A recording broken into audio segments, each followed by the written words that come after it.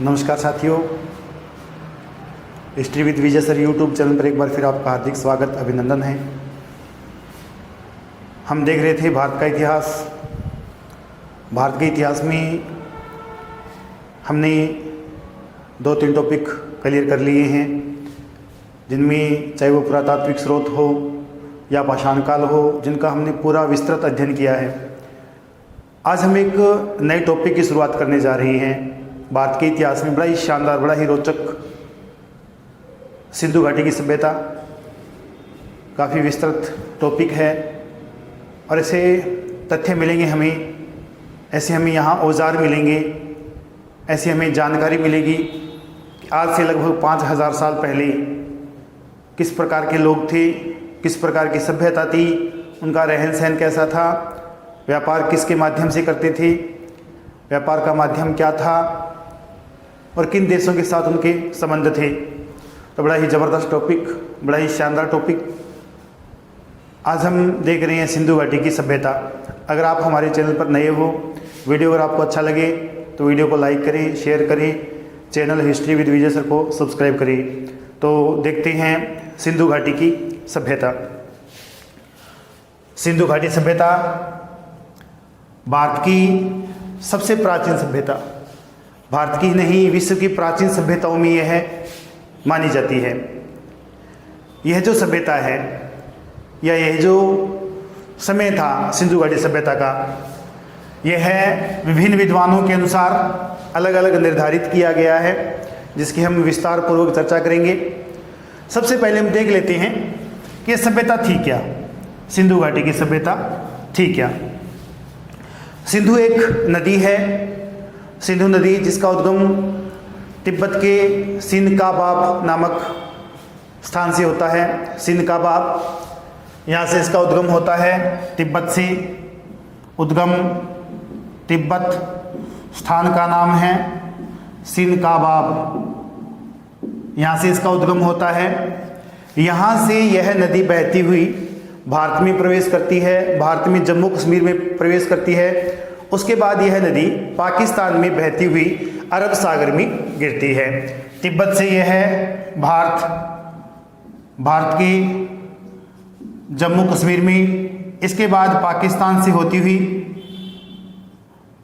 से होती हुई यह नदी अरब सागर में गिरती है। तो यह जो नदी है, इस नदी की कुल जो लंबाई है वो है 2880 किलोमीटर। कुल लंबाई है 2880 किलोमीटर। इस नदी के दोनों तरफ, इस नदी के आसपास उपजाऊ क्षेत्र होने के कारण यहाँ लोगों ने अपनी सभ्यता का विस्तार किया या लोगों ने बसना शुरू किया। लोगों ने बसना शुरू किया क्योंकि यहाँ दोनों तरफ का जो क्षेत्र उपजाऊ था, इसलिए लोगों ने यहाँ पे अपना निवास स्थान बनाना शुरू किया। इससे पहले जब हम बात कर रहे थे पाषाण काल में, तो पाषाण काल का जब हम अध्ययन कर रहे थे पूर्व पाषाण काल में, तो हमने एक सोहन नदी घाटी में अध्ययन किया था। 1928 वी.एन. वाडिया ने उत्खनन किया था। उसके बाद पाषाण काल में काफ़ी ऐसे स्थान हैं, उसी का विस्तारित या उसी का विस्तृत रूप, उसी से आगे चलते हुए हम पहुंच गए हैं सिंधु घाटी। सिंधु नदी है जिसके आसपास लोगों ने अपनी सभ्यता का विस्तार किया।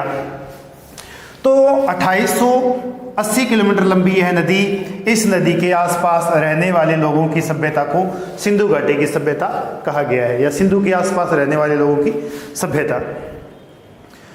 इसके बाद अगर हम बात करें, यह जो सभ्यता थी यह नगरीय सभ्यता थी।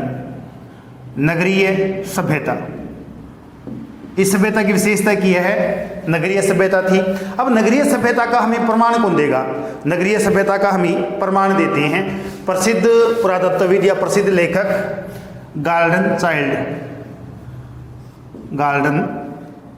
चाइल्ड। इन्होंने 1950 में एक लेख लिखा था, 1950 में लेख लिखा था इन्होंने, द अर्बन रिवॉल्यूशन,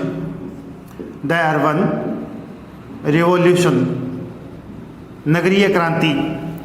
और गॉर्डन चाइल्ड ने इस सभ्यता को नगरीय सभ्यता कहा है। गार्डन चाइल्ड ने 1950 में लेख लिखा था द अर्बन रिवॉल्यूशन, और गार्डन चाइल्ड ने इस सभ्यता को नगरीय सभ्यता या नगरीय क्रांति कहा है। यह सभ्यता नगरीय सभ्यता थी।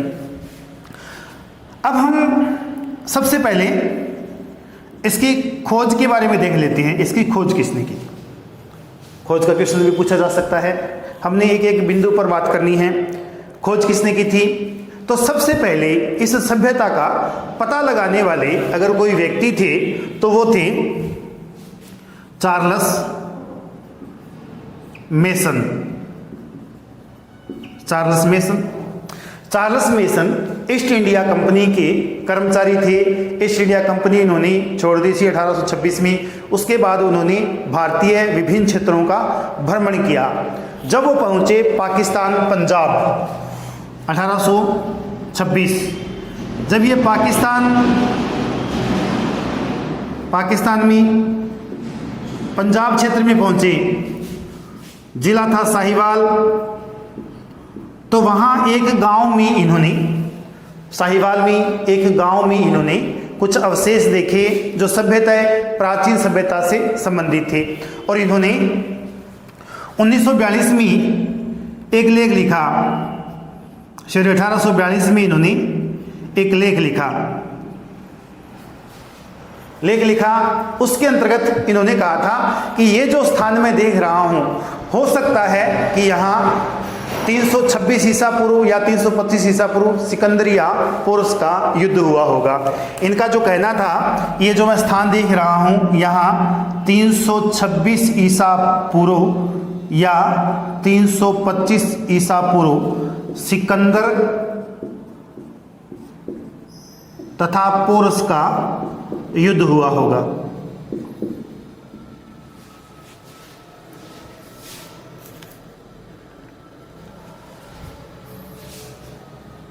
सिकंदर व पोरस का युद्ध हुआ होगा, ये इनके विचार थे। और ये इन्होंने लेख लिखा था 1842 में। 1842 के लेख के आधार पर इन्होंने ये कहा था कि हो सकता है कि यहाँ 325 या 326 ईसा पूर्व सिकंदर व पोरस का युद्ध हुआ होगा। इनका जो लेख है उसका नाम है द नैरेटिव जर्नी।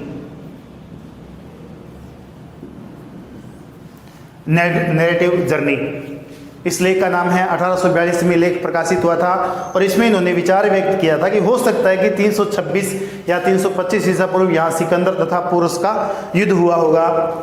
इसके बाद जो दूसरे विद्वान थे जिन्होंने इस क्षेत्र का भ्रमण किया, वो थे 1830 में चार्ल्स बरंस।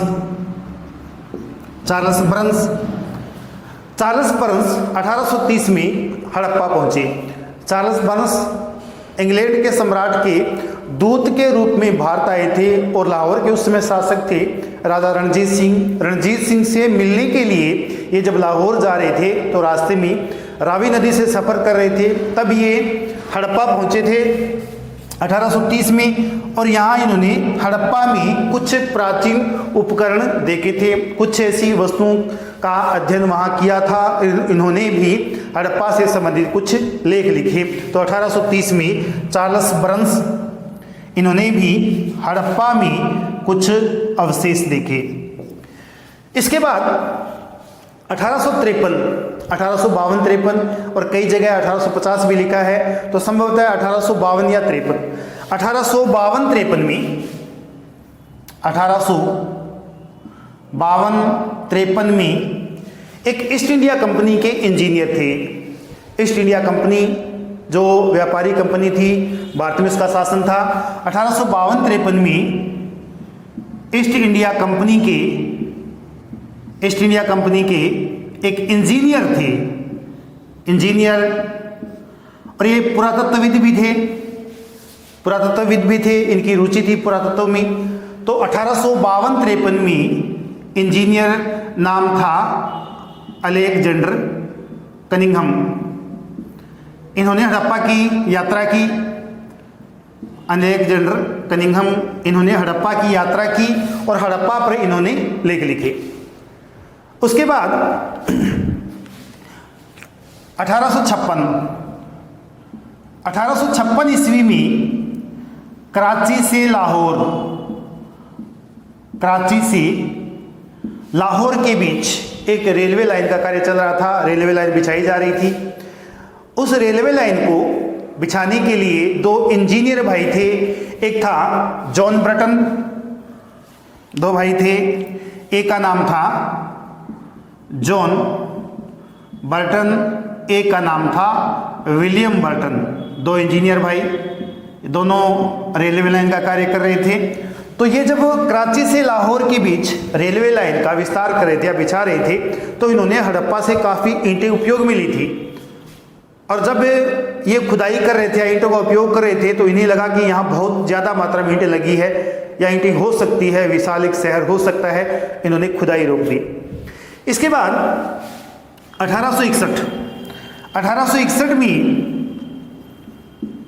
1861 ईस्वी ईस्ट इंडिया कंपनी के प्रसिद्ध पुरातत्वविद या प्रसिद्ध इंजीनियर अलेक्जेंडर कनिंघम 1861 में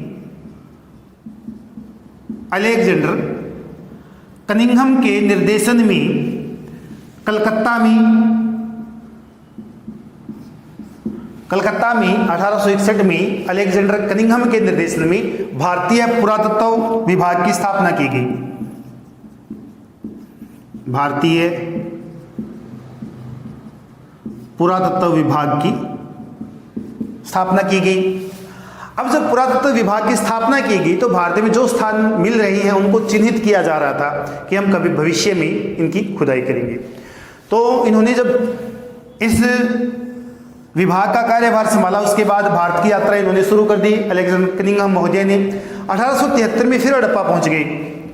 1873 में हड़प्पा पहुंचे और हड़प्पा से इन्होंने कुछ अवशेष, जिसमें कि बैल अंकित मुद्रा, बेल है जिस पर कुब्बड़ नहीं है, कुब्बड़दार बेल नहीं है, बिना कुब्बड़ का बेल है। और इन्होंने अलेक्जेंडर कनिंघम ने कहा है कि ये जो बेल है, हो सकता है कि विदेशी मुद्रा हो, ये विदेशी प्रकार की मुद्रा हो। तो एक मुद्रा मिली है जिस पर बेल अंकित मुद्रा है। यहाँ से इन्हें पाषाण उपकरण भी मिले हैं, पाषाण उपकरण भी मिले हैं। इसके अलावा इन्हें यहाँ मर्दभांड भी मिले हैं।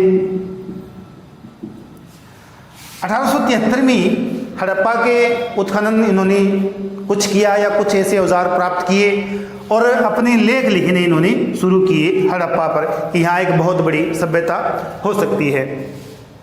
इसके बाद भारत के एक प्रसिद्ध गवर्नर आए थे, नाम था Lord Curzon. Lord Curzon governor general बनकर भारत आए थे। लॉर्ड कर्जन गवर्नर बनकर भारत आए थे 1899 में, भारत में रहे थे 1906 तक। लॉर्ड कर्जन, जिन्होंने बंगाल का विभाजन किया था, क्रूर व्यक्ति था, इतिहास का ज्ञाता था, इतिहास का विद्यार्थी था। इतिहास का विद्यार्थी होने के कारण इन्होंने भारतीय जो पुरातत्व संबंधी स्थान थे, जो स्थान चिन्हित किए गए थे, उनके लिए बड़ा ही एक शानदार कार्य किया था। इन्होंने भारतीय पुरातत्व सर्वेक्षण या संरक्षण विभाग की स्थापना की। 1904 में इन्होंने भारतीय पुरातत्व संरक्षण विभाग की स्थापना की। 1904 में पुरातत्व संरक्षण विभाग की स्थापना की। 1920 में इस भारतीय पुरातत्व विभाग के अध्यक्ष थे। 1920 में ASI के अध्यक्ष थे जॉन मार्शल। और जॉन मार्शल ASI के अध्यक्ष बने थे 1902 में। 1902 में अध्यक्ष बने थे, 1928 तक अध्यक्ष रहे थे। जॉन मार्शल 1902 में अध्यक्ष बने थे, 1928 तक ये अध्यक्ष रहे थे। और इनके निर्देशन में भारत में पुरातत्व विभाग का संरक्षण किया गया था। जगह जगह जो भी स्थान मिले उनको चिन्हित किया गया था, उनका संरक्षण किया गया था। और 1921 में जॉन मार्शल के नेतृत्व में 1921 में जॉन मार्शल के नेतृत्व में भारत में खोज व खुदाई का कार्य शुरू हुआ था। 1921 में जॉन मार्शल के नेतृत्व में एक टीम बनाई गई थी, जिन्हें अलग अलग स्थानों पर भेजा गया था कि आप वहाँ खुदाई करो, वहाँ शोध करो। तो इनकी टीम के कुछ एक सदस्य हैं, जिनमें एक थे दयाराम साहनी,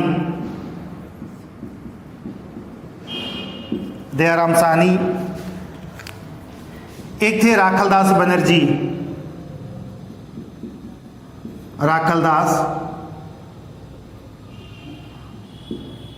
बनर्जी, एक थे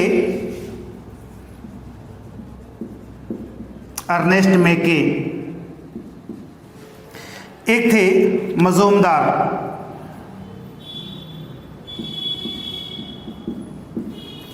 एक के.एन. दीक्षित। इस प्रकार कई इनके साथी थे, जिनकी एक शानदार टीम बनाई गई। निर्देशित किया गया था कि अलग अलग जो चिन्हित स्थान हैं उनकी खुदाई की जाए, या उनका विस्तारित स्थान कहाँ तक हो सकता है ये चिन्हित किया जाए।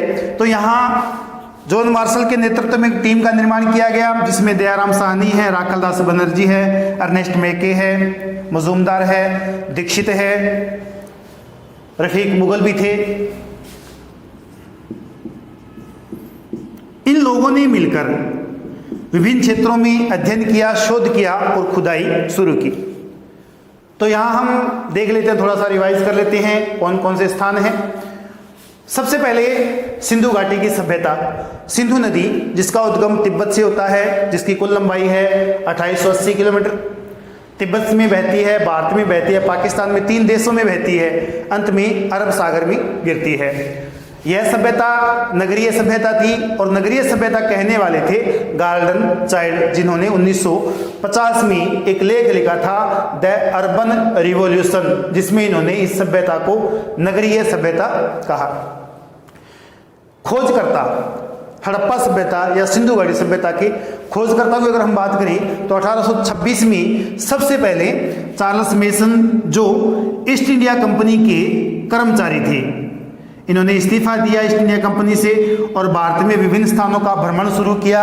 ये पहुंचे पंजाब, पाकिस्तान, साहिवाल जिला, वहाँ एक गांव में देखा कि यहाँ कुछ हमें प्राचीन अवशेष मिल सकते हैं, और एक लेख लिखा। लेख के माध्यम से लेख लिखा था द नैरेटिव जर्नी, और इस लेख में इन्होंने कहा था कि यहाँ 326 ईसा पूर्व सिकंदर व पोर्स का युद्ध हुआ होगा, क्योंकि सिंधु घाटी सभ्यता के उत्खनन या इसकी जानकारी से पहले यही माना जाता था कि भारत का जो इतिहास है वो 326 या सिकंदर के आक्रमण से शुरू होता है, उससे पहले के इतिहास की जानकारी लोगों को नहीं थी। अब यहाँ इन्होंने 1842 में लेख लिखा द नैरेटिव जर्नी, जिसमें 326 ईसा पूर्व से सिकंदर व पोर्स के युद्ध का इन्होंने विवरण बताया है। इसके बाद चार्ल्स बर्न्स नामक व्यक्ति, जो ब्रिटिश सम्राट थे, उनके राजदूत थे, भारत में आए थे। लाहौर के जो शासक थे रणजीत सिंह से मिलने के लिए, जब रणजीत सिंह से मिलने के लिए जा रहे थे तो रास्ते में इन्होंने हड़प्पा के कुछ अवशेष देखे, तो इन्होंने भी हड़प्पा में कुछ लेख लिखे, हड़प्पा के बारे में कुछ लेख लिखे। इसके बाद 1852 में 53 में ईस्ट इंडिया कंपनी के इंजीनियर थे अलेक्जेंडर कनिंघम, इन्होंने भी हड़प्पा की यात्रा की। 1856 में 2 भाई थे, एक था जॉर्ज बर्टन, एक था विलियम बर्टन। दोनों ने रेलवे लाइन का निर्माण शुरू कर रखा था कराची से लाहौर, और इन्होंने हड़प्पा से काफ़ी ईंटें उपयोग में ली थी। दोनों भाइयों ने हड़प्पा से काफ़ी ईंटें उपयोग में ली थी।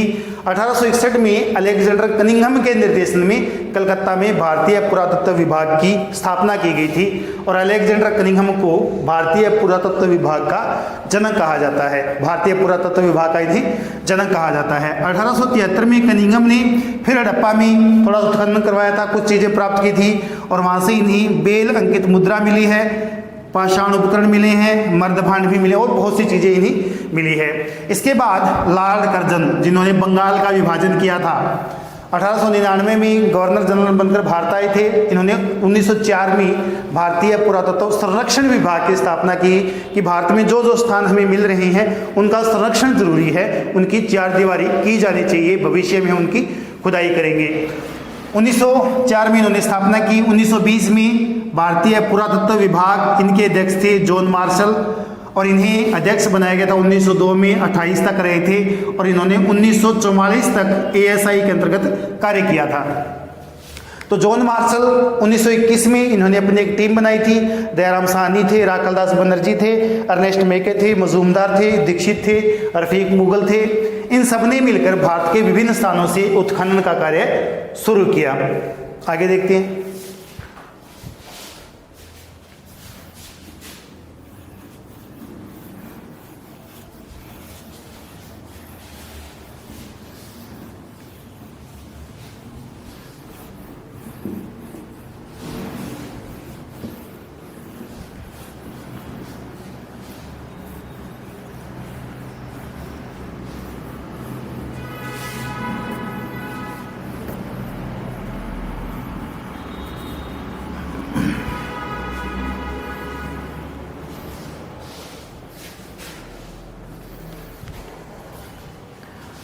हम देख रहे हैं सिंधु घाटी सभ्यता का विस्तार। इसका विस्तार किन क्षेत्रों में था? सिंधु घाटी सभ्यता का विस्तार की अगर बात करें या इसका क्षेत्र कैसा था, इस क्षेत्र की आकृति कैसी थी, तो ये क्वेश्चन बनता है कि सिंधु घाटी सभ्यता का पूरा जो क्षेत्र है इसकी आकृति कैसी मानी जाती है। इसकी आकृति मानी जाती है, विस्तार की अगर हम बात करें तो पहले आकृति देख लेते हैं। इसकी आकृति मानी जाती है त्रिभुजाकार। आकृति इसकी त्रिभुजाकार थी। आकृति त्रिभुजाकार। इसके अगर हम विस्तार की बात करें तो विस्तार में इस प्रकार इसका विस्तार था। पूर्व, ये पश्चिम, उत्तर और ये दक्षिण, इस प्रकार इसका विस्तार था। पूर्व, पश्चिम, उत्तर और दक्षिण। विस्तारित अगर स्थलों की बात करें तो कौन कौन से स्थान हैं? सबसे पहले हम देख लें पूर्व में हमें जो सबसे पहले स्थान मिला है, पूर्व में हमें स्थान मिला है आलमगीरपुर। आलमगीरपुर ये मिला हमें। मेरठ में नदी मिली है हिंडन। हिंडन नदी के किनारे, उत्तर प्रदेश का मेरठ जिला हिंडन नदी के किनारे, स्थान का नाम है आलमगीर। इसके बाद पश्चिम में जो हमें स्थान मिला है पाकिस्तान में बलूचिस्तान। बलूचिस्तान जिला है, इसका स्थान है सुतका गंडोर। सुतका गंडोर ये जो स्थान है, यहाँ नदी बहती है दास्त नदी। पश्चिम का जो स्थान है सिंधु घाटी सभ्यता का वो है सुतका गंडोर और यहाँ नदी बहती है दास्त नदी। इसके बाद अगर हम उत्तर की बात करें, उत्तर में जो हमें स्थान मिलता है वो मिलता है मांडास्यात। मांडास्यात ये हमें मिलता है जम्मू कश्मीर में और यहाँ जो नदी है वो नदी है चिनाब नदी। इसके बाद दक्षिण की बात करें तो दक्षिण में महाराष्ट्र में स्थान है दाइमाबाद। दाइमाबाद, यहाँ एक नदी बहती है गोदावरी। गोदावरी नदी की एक सहायक नदी है प्रवरा नदी। गोदावरी की सहायक है प्रवरा नदी। प्रवरा नदी के किनारे स्थान है महाराष्ट्र में दाइमाबाद। ये स्थान हमें 4 स्थान मिलते हैं। अब इन स्थानों का अगर हम विवरण करें तो ये है पूर्वी स्थान, सिंधु घाटी सभ्यता का पूर्वी स्थान। ये रहेगा पश्चिमी स्थान,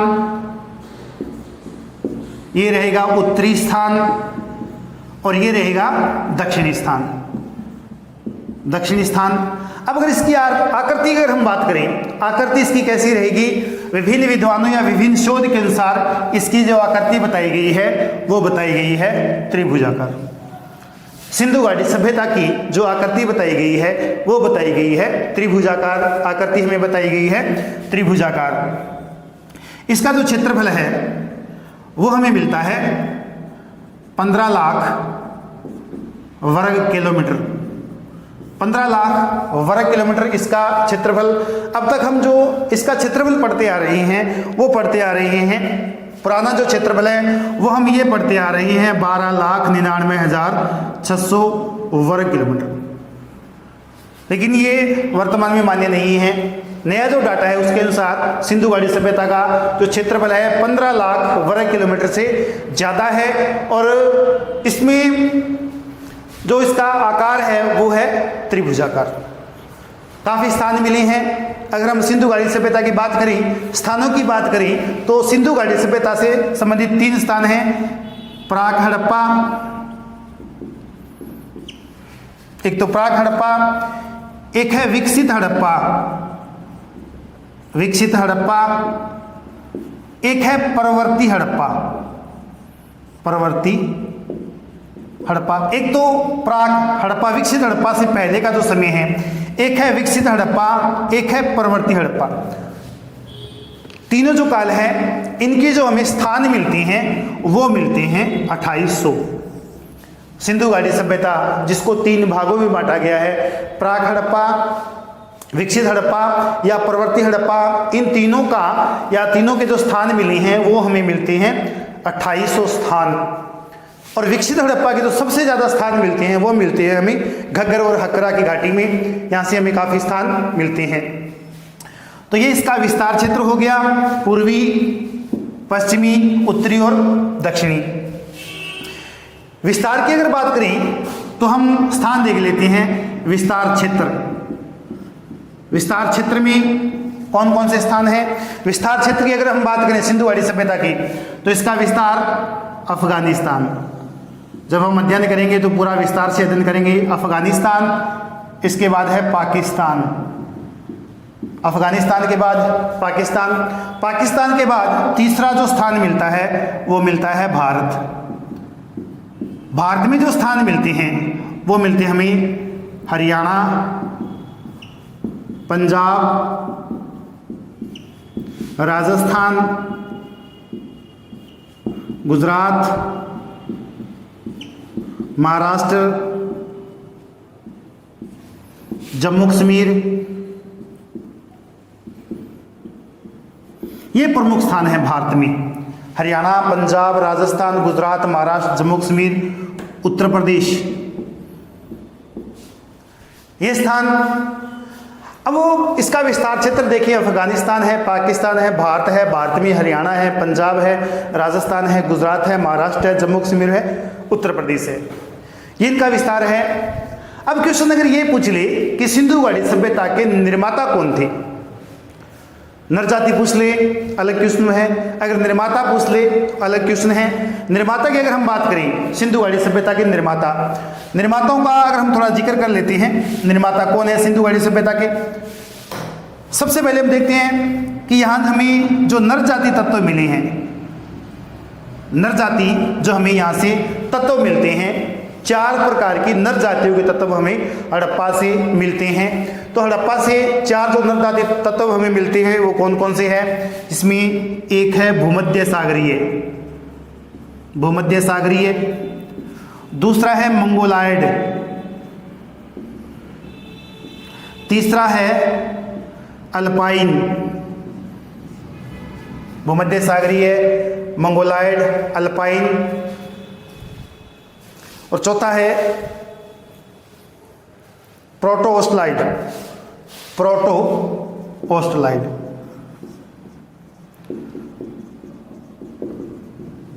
ये 4 नर जाति तत्व। हड़प्पा से हमें इन 4 जातियों के अवशेष मिलते हैं, नर जातियों के अवशेष मिलते हैं। अब ये क्वेश्चन कि सभ्यता के मूल निवासी कहाँ के थे या सभ्यता के जो लोग थे वो थे भूमध्य सागरीय, भूमध्य सागरीय लोग, यह भी माना गया है। यह भी माना गया है इस सभ्यता के जो निर्माता थे, इस सभ्यता के जो निर्माता थे वो थे द्रविड़, सभ्यता के निर्माता थे द्रविड़। द्रविड़ लोगों ने सिंधु घाटी सभ्यता का विकास किया। इसका एक प्रमाण मिलता है कि जो ब्राहुई भाषा है, ब्राहुई एक प्रमुख भाषा है दक्षिण भारत की, ब्राहुई भाषा, इस भाषा के प्रमाण हमें मिलते हैं अफगानिस्तान से या पश्चिम उत्तर भारत से हमें ब्राहुई भाषा के प्रमाण मिलते हैं। इसका मतलब कि जो दक्षिण भारत की भाषा है ब्राहुई या जो लिपि है ब्राहुई, उसका विस्तार पूरे भारत में था और संभवतः द्रविड़ लोगों ने इस सभ्यता का विकास किया था। कुछ शोध ये भी कह रहे हैं कि सिंधु घाटी सभ्यता के जो निर्माता थे, सिंधु घाटी सभ्यता के जो निर्माता थे वो माने गए हैं निषाद या भील। निषाद या भील। सिंधु घाटी सभ्यता के निर्माता निषाद या भील माने गए हैं। इसके बाद अगर हम बात करें सिंधु घाटी सभ्यता का काल विभाजन, काल विभाजन की अगर हम बात करें तो इसका समय निर्धारित किया जाता है। समय की अगर हम बात करें सिंधु घाटी सभ्यता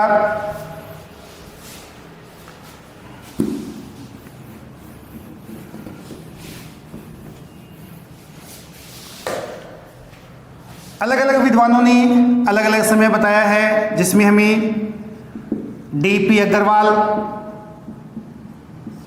व रोमिला थापर जिसने मौर्य इतिहास लिखा है, रोमिला थापर भारत के प्रसिद्ध इतिहासकार, इन्होंने जो समय बताया है वो हमें बताया है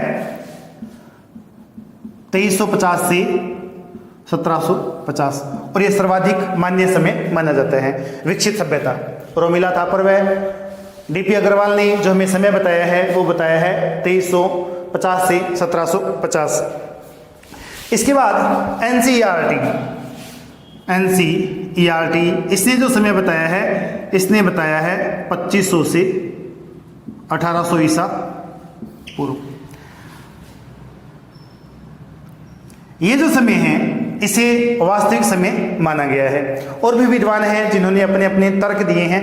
अब समय का निर्धारण कैसे होता था, इस समय को हम क्यों माने।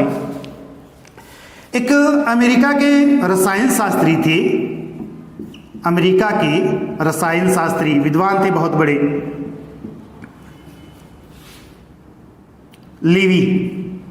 लीवी नाम से।